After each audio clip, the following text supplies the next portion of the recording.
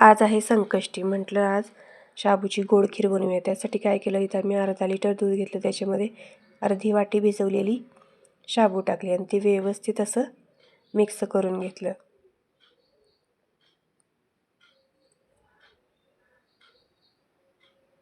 हे व्यवस्थित असं मिक्स करून झालं की त्याच्यामध्ये काजू बदामाचे काप टाकले.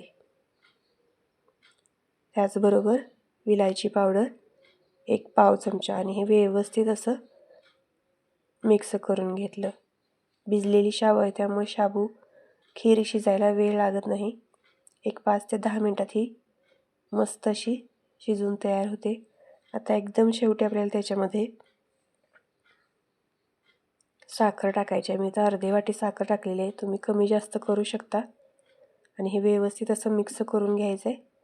त्यातली साखर विरघळली गेली पाहिजे. आणि इथं आपली शाबूची मस्त अशी खीर तयार आहे. तुम्ही पण नक्की ट्राय करा आणि आवडली की लाईक, शेअर आणि सबस्क्राईब नक्की करा. थँक्यू.